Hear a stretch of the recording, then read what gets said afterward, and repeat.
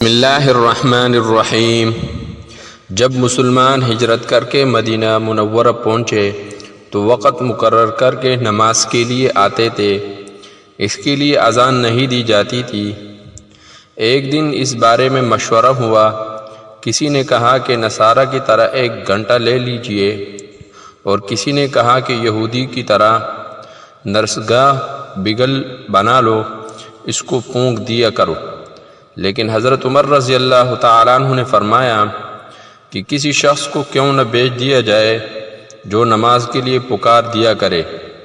اس پر ان حضرت صلی اللہ علیہ وسلم نے اس رائے کو پسند فرمایا اور بلال رضی اللہ تعالیٰ عنہ سے فرمایا کہ بلال اٹھو اور نماز کے لیے اذان دے۔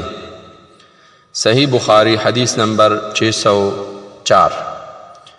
حضرت بلال رضی اللہ تعالیٰ عنہ کو حکم دیا گیا کہ اذان کے کلمات 2 مرتبہ کہے اور سوائے قد قامت الصلاۃ کی تکبیر کے کلمات 1 دفعہ کہی جائے۔ صحیح بخاری حدیث نمبر 605۔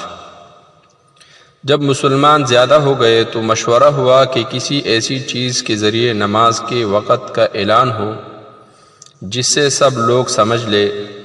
کچھ لوگوں نے ذکر کیا کہ آگ روشن کی جائے یا نرسگاہ کے ذریعے اعلان کرے، لیکن آخر میں بلال کو حکم دیا گیا کہ اذان کے کلمات 2 دفعہ کہے اور تکبیر 1 دفعہ۔ صحیح بخاری حدیث نمبر 606۔ بلال رضی اللہ تعالیٰ عنہ کو حکم دیا گیا کہ اذان کے کلمات 2 دفعہ کہے اور تکبیر میں یعنی کلمات 1 دفعہ۔ اسماعیل نے بتایا کہ میں نے ایوب سختیانی سے اس حدیث کا ذکر کیا تو انہوں نے کہا مگر لفظ قد قامت الصلاۃ 2 ہی دفعہ کہا جائے۔ صحیح بخاری حدیث نمبر 607۔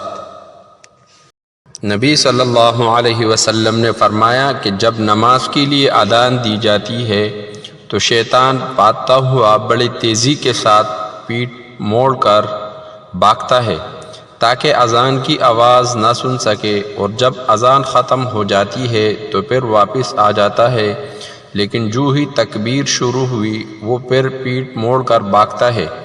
جب تکبیر بھی ختم ہو جاتی ہے تو شیطان دوبارہ آ جاتا ہے اور نمازی کے دل میں وسوسے ڈالتا ہے، کہتا ہے کہ فلاں بات یاد کر، فلاں بات یاد کر۔ ان باتوں کی شیطان یاد دہانی کراتا ہے جس کا اس سے خیال بھی نہیں آتا، اور اسی طرح اس شخص کو بھی یہ یاد نہیں رہتا کہ اس نے کتنے رکعتیں پڑھی ہے۔ صحیح بخاری حدیث نمبر 608۔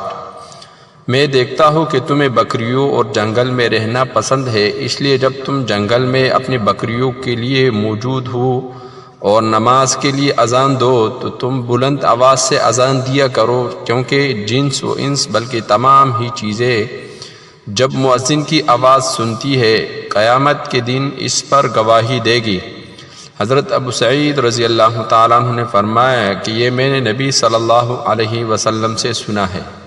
صحیح بخاری حدیث نمبر 609۔ ان حضرت صلی اللہ علیہ وسلم نے فرمایا کہ اگر لوگوں کو معلوم ہوتا کہ اذان کہنے اور نماز پہلی صف میں پڑھنے سے کتنا ثواب ملتا ہے، پھر ان کے لیے قرہ ڈالنے کے سوا اور کوئی چارہ باقی نہ رہتا تو البتہ اس پر قرآن اندازی ہی کرتے، اور اگر لوگوں کو معلوم ہو جاتا کہ نماز کے لیے جلدی آنے میں کتنا ثواب ملتا ہے تو اس کے لیے ایک دوسرے سے آگے بڑھنے کی کوشش کرتے، اور اگر لوگوں کو معلوم ہو جاتا کہ عشاء اور صبح کی نماز کا ثواب کتنا ملتا ہے تو ضروری جونتڑیوں کے بل گھسیٹتے ہوئے اس کے لیے آتے۔ صحیح بخاری حدیث نمبر 615۔ ابن عباس رضی اللہ تعالیٰ عنہ نے فرمایا کہ ایک دن ہم کو جمعے کا خطبہ دیا۔ بارش کی وجہ سے اس دن اچھی خاصی کیچڑ ہو رہی تھی۔